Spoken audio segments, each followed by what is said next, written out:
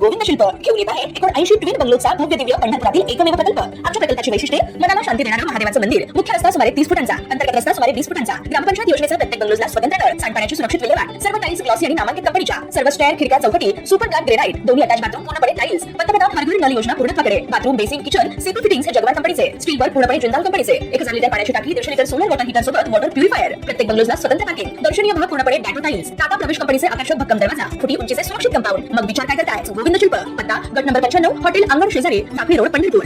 सध्या पुण्यातील केतन अग्रवाल हत्या प्रकरण संपूर्ण राज्यात गाजत आहे। लग्न करायचं नव्हतं म्हणून सिया गोयल नावाच्या तरुणीने आपल्या होणाऱ्या नवऱ्याची निर्गुण हत्या केली। तिने प्रियकराच्या मदतीने होणाऱ्या नवऱ्याला लोहगडावरून ढकलून दिलं।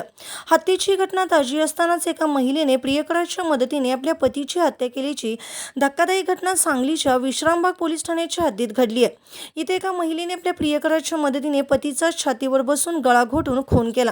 विशेष म्हणजे पतीचा झोपेतच मृत्यू झाल्याचा बनाव पत्नीने रचला होता। मात्र शवविच्छेदन अहवालानंतर तिचं बिंग फुटलं। विश्रामबाग पोलिसांनी संशयावरून कसून तपास करीत खुनाचा छडा लावला।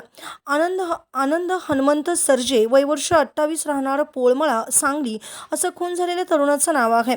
पोलिसांनी पत्नी व प्रियकरास चौकशीसाठी ताब्यात घेतलंय।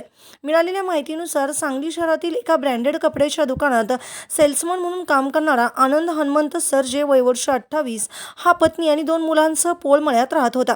पहाटे त्यास पत्नी आणि मेहुण्याने शासकीय रुग्णालयात दाखल केलं। मात्र रुग्णालयात पोहोचण्यापूर्वीच त्याचा मृत्यू झाल्याचं डॉक्टरांनी घोषित केलं। या घटनेची माहिती मिळताच विश्रामबाग पोलिसांनी तात्काळ रुग्णालयात धाव घेतली। मृतदेहाची बारकाईने पाहणी केली असता मृतदेहाच्या गळ्यावर ओरखडे दिसत होते। संशय बळावल्याने अधिक तपास सुरू केला असता पत्नीकडे चौकशी केली।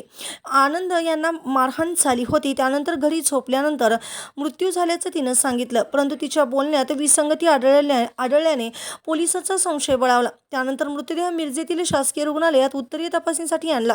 यावेळी खुनाचा उलगडा झाला। त्यानंतर पोलिसांनी पत्नीसह प्रियकरास ताब्यात घेतले।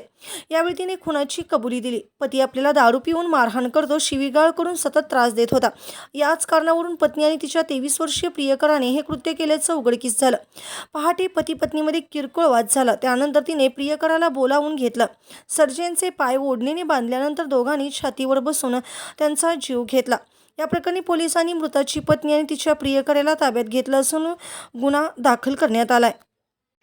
ताज्या घडामोडी पाहण्यासाठी आमच्या YouTube चॅनलवरील PVR म्हणजेच पंढरी वार्ता या न्यूजला सबस्क्राइब करा आणि शेजारील बेल आयकॉनवर क्लिक करा।